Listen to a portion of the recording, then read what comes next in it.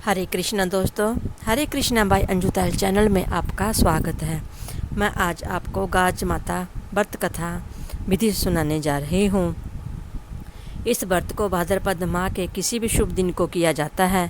यदि किसी के यहाँ पुत्र हुआ हो अथवा पुत्र का विवाह हुआ हो तब भाद्रपद माह में किसी शुभ दिन में इस गाज माता के व्रत का उद्यापन किया जाता है।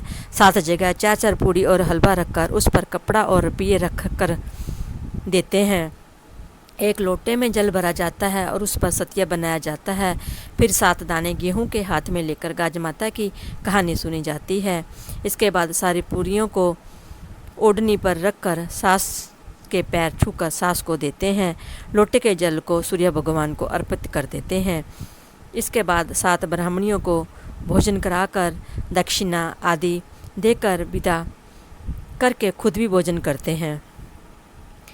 गाज के व्रत की कथा। प्राचीन काल में एक राजा की कोई संतान नहीं हुई। इससे राजा रानी बहुत दुखी रहते थे। एक दिन रानी ने गाज माता से प्रार्थना की कि अगर मुझे संतान हो जाए तो मैं हलवे की कढ़ाई करूँगी।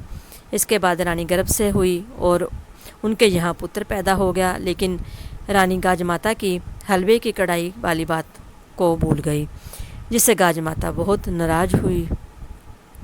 एक दिन राजा का बेटा पालने में सो रहा था, तभी तेज आंधी आई और लड़के को पालने सहित उड़ाकर ले गई। पालने को गाज माता ने आंधी से एक भील भीलनी के घर पहुंचा दिया। भील भीलनी जब जंगल से घर लौटे तो पालने में एक लड़के को सोता हुआ पाया। भील भीलनी ही भी संतानहीन थे। उन्होंने लड़के को भगवान का प्रसाद समझकर गोद में ले लिया और उनकी प्रसन्नता का ठिकाना ना रहा। एक धोबी था जो राजा तथा भील दोनों के यहाँ ही कपड़े धोने का काम करता था। धोबी राजा के महल में पहुंचा तो चारों ओर शोर मचा हुआ था कि गाज माता लड़के को उठाकर ले गई। यह सब सुनकर धोबी ने कहा कि आज ही एक लड़के को भील भीलनी के घर सोता देखकर आया हूँ।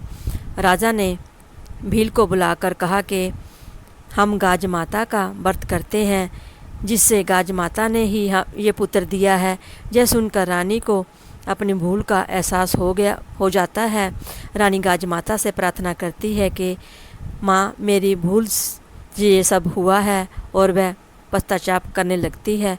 वह कहती है कि हे गाज माता, मेरी भूल को क्षमा करें और मैं आपकी कढ़ाई अवश्य ही करूँगी। आप मेरे पुत्र को लुटा दीजिए। गाज माता प्रसन्न होकर रानी के पुत्र को लुटा देती है। इसके बाद भील दंपति का घर भी संपन्न हो जाता है और गाज माता की कृपा से वह भी एक पुत्र को पाते हैं। उसके बाद रानी गाज माता का श्रृंगार करती है और शुद्ध घी के हलवे की कढ़ाई करती है। हे गाज माता, जिस तरह से आपने रानी के पुत्र को लुटाया और भील भीलनी को भी पुत्र दिया, उसी तरह से माता सभी को धन दौलत तथा पुत्र को भी देना। हे माँ, पीर में भी देना, ससुराल में भी देना, और कहानी कहने वालों को भी और कहानी सुनने वालों को भी देना। गाज माता की कहानी के बाद बन्याक जी की भी कथा भी कहते हैं। एक मेंढक और एक मेंढकी थे। मेंढकी रोज़ बन्याक जी की कहानी कहती थी। इस पर एक दिन मेंढक ने कहा कि तू हर रोज़ पराये पुरुष का नाम क्यों लेती है? अब अगर दोबारा तूने लिया तो मैं तुम्हारा सिर फोड़ दूंगा। एक दिन राजा की दासी आई तो उसने मेंढक मेंढकी को पतीले में डालकर आग पर चढ़ा दिया। जब दोनों जलने लगे तो मेंढक ने मेंढकी से कहा कि यदि तुझे कष्ट हो रहा है तब अपने बन्याक जी को ध्या और कह क्यों नहीं देती, हम दोनों मर रहे हैं। इस पर मेंढकी ने 7 बार बन्याक महाराज बन्याक कहा और 2 सांड लड़ते हुए वहां आई और पतीले को गिरा दिया। मेंढक व मेंढकी दोनों बहते हुए तालाब में चले गए।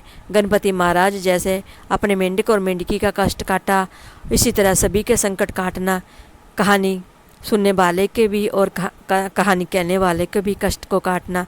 बोलो बन्याक महाराज की जय, बोलो गाज माता की जय।